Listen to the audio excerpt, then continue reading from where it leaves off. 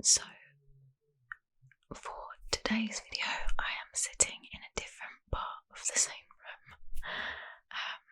I am doing another true crime video today, and I wanted to make it a little bit more personal. Before I start, I do just want to say a couple of things. A few things, actually. First of all, I apologise if you can hear talking or anything going on in the background. My husband is downstairs, so it's possible that you can hear him talking. But anyway, second thing that I wanted to say is thank you so much to everyone that has subscribed to my channel, to everyone that has followed me on Instagram and that has left comments and liked the videos, and I'm really grateful for the support. I kind of started this whole thing thinking that my husband, my sister-in-law, my brother-in-law, like family only, were going to be the people that were watching these videos. Actually, only the family that I've told about it. But I can't get my head around the fact that there's so many people that seem to be enjoying my videos. And I really am grateful for all of the support. So yeah, thank you. So the third thing, as always, this is a true crime video, and the case that I'm going to be talking about today involves a child murder, abuse against a child, and if that is going to be something that is going to make you feel uncomfortable, please do click off the video now. Otherwise, I really hope that if you stick around that you are able to relax while listening and that you enjoy the video. So in February of 1957, a boy who was identified to have been between the ages of 4 and 6 was found in a cardboard box in a wooded area in Philadelphia. This young boy had been wrapped in a blanket. He was naked, he had no clothes on. And the first person to have actually found him was a man who had been hunting for muskrats. He had been checking his muskrat traps and came across the boy's body. And this man did not report what he found to the police because he was scared that the police would take away his muskrats, because as far as I'm aware, in certain parts of America it's illegal to hunt for these muskrats. Now, I didn't know what a muskrat was until I googled it. I'm terrified of rats and mice, it's a phobia, and it's a massive rat for anyone that doesn't know, because I don't think there are rats in Ireland. I don't think there are muskrats in Ireland. So yeah, the boy was then found a second time by a man who was. So the story that the man had given the police, he was a college student actually who lived nearby, and he had been driving down the road near where the boy was found, and he noticed that there were rabbits running along the path or running along the grass, and because he was from the area, he knew that there were these traps nearby. So apparently he got out of his car and went looking for these traps because he didn't want the rabbits to get caught in them.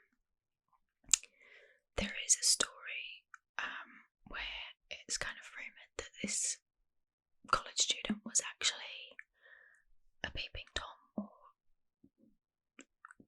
a window peeper kind of guy.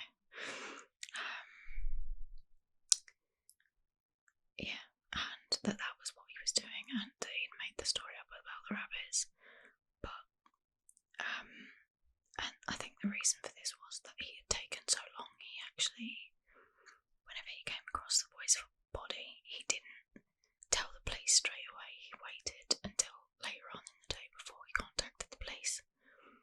And I suppose that could be part of the reason why they didn't believe the story that he gave. So the boy was, he was very obviously malnourished. He was wrapped in a blanket, and he had a number of different scars all over his body. One of the scars was an L-shaped scar on his chin, and he had surgical scars in his groin area. His body was also bruised, and he had clumps of hair kind of laying around him. His hair had very recently been cut, and it looked as if it could have been cut where he was laying because there were clumps of his hair scattered around his body. So whenever the police were informed about the boy, they then fingerprinted him and tried their best to get some sort of identification on him. No one was coming forward to say they were related to the boy.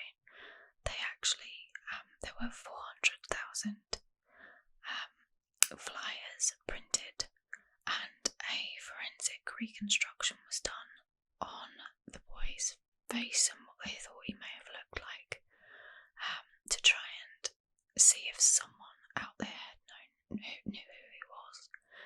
No one came forward, and they were receiving no further tips. The police had actually, whenever they were doing their media campaign, they actually took photographs of the boy's body. They dressed the boy and sat him in a number of different positions to kind of make him look like he was living, and took the photographs and put them in the newspapers to try and entice people into contacting them if I think they thought that if he looked more like he was living, they would have been more likely to find someone that knew who he was. I don't know. I just think that is the difference between 1957 and today. So for years there have been a number of different theories that have come about, and people from the website WebSleuths and other online websites have been coming up with their own theories on who he might have been, and there are a few of the theories that I'm going to read to you now. There still is no identification on the boy, and this is still unsolved, but these are just developments that have come up since he was found, and I don't know if we're ever going to know who he is or if any of these are linked, but they are definitely interesting. So the first one is the foster home theory. So in 1960, one of the employees of the medical examiner's office, his name was Remington Bristow. He was, by the sounds of it, he was obsessed with trying to find out who this child was.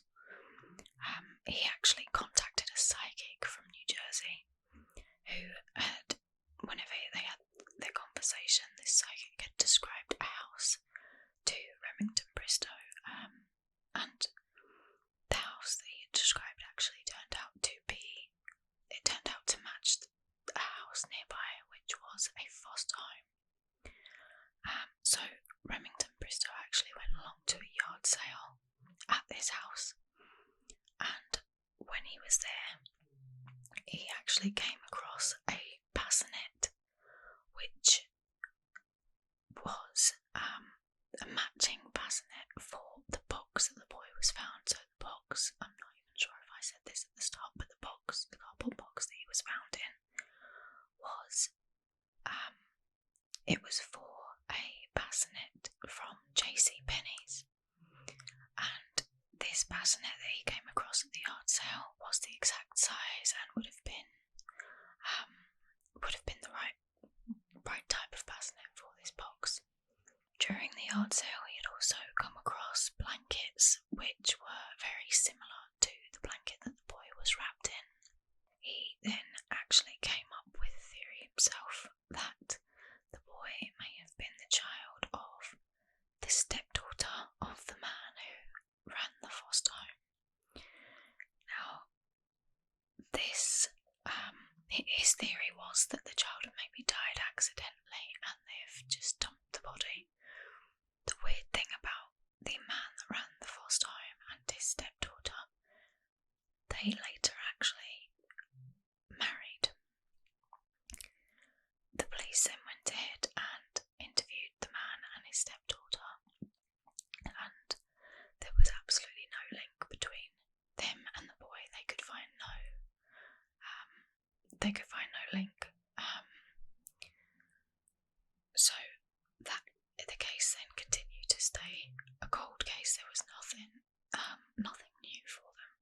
So another theory actually came about 42 years after the boy was found in 2002.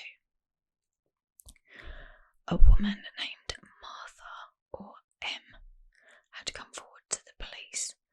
She claimed that the boy's name was Jonathan and that her mother, who was an abusive woman, had bought Jonathan from his parents in 1954, and that while Jonathan was in her care, he suffered extensive sexual and physical abuse. She actually said that the night that the boy had died, or the night that Jonathan had died, her mother had given him quite a bad beating, and this was because he was eating baked beans for his dinner and he threw them up. So she claimed that her mother had given him a bad beating and then taken him up to the bathroom to wash him off. She'd put him in the bath, and that is supposedly where he had died. The reason the police did not they couldn't do anything with any of this information because Martha was known to have suffered with severe mental illness in her past. The only thing with this theory, the baked beans, it had actually been found that there were baked beans in the boy's stomach, and as well as that, whenever he was found, his skin appeared to be wrinkled from water. She claimed that after Jonathan had died, her mother cut his hair and had made her assist with disposing of his body, and that on the way to get rid of his body, they had pulled the car over to take him out of the car, and a man had stopped his car along the way because he thought they were having car trouble, so they were nearly caught disposing of Jonathan's body. This, all of these facts in terms of the beans and the water, and it's so close it could be the truth because of evidence that was found whenever the boy's body was found. But because she was severely mentally ill, now I don't know what it was that she suffered with, but it was enough for the police to not be able to trust what she was saying, and all of the neighbours who lived near that house, near Martha's house, whenever she was growing up, the police spoke to them and they all said there was never a child living in the house, or there was never a young boy living in the house. But then that was questionable because if she had been keeping him to abuse him, she could have never let him out. Again, we're probably never going to know what the truth is.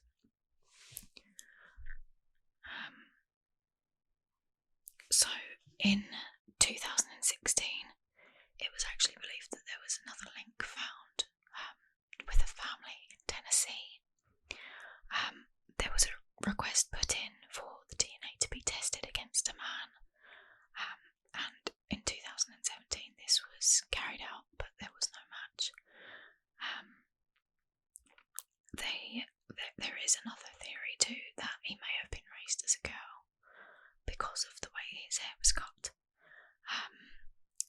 This is all, I think a lot of these theories have come from the likes of web sleuths or people who are kind of talking about it on Reddit, that kind of thing. There's nothing really concrete. I think the Martha theory is,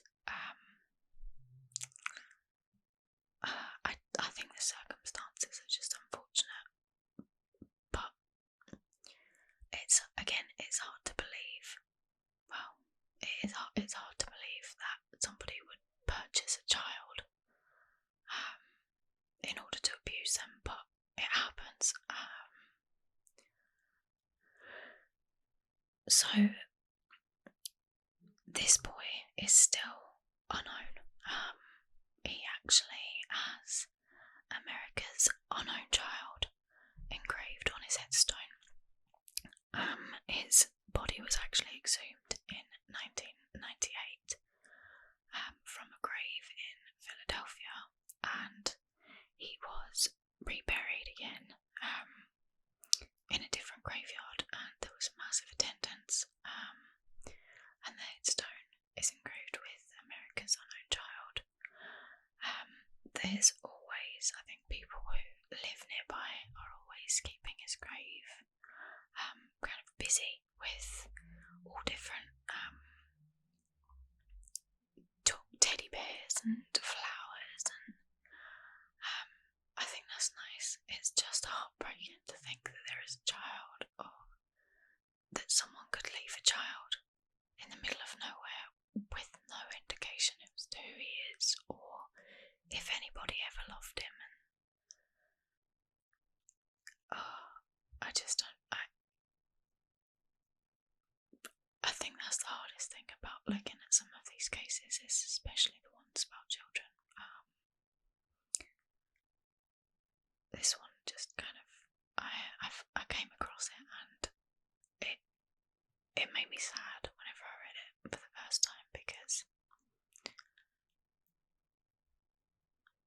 you just don't know what that poor child went through. Yeah, so sorry to bring the house down, but that's what I'm here to do.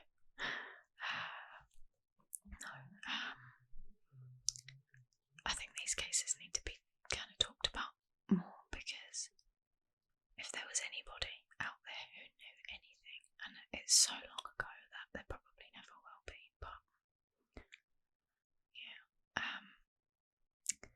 thank you so much for watching, and I really hope you enjoyed this video, and I hope I did it some justice. If there's any cases that you want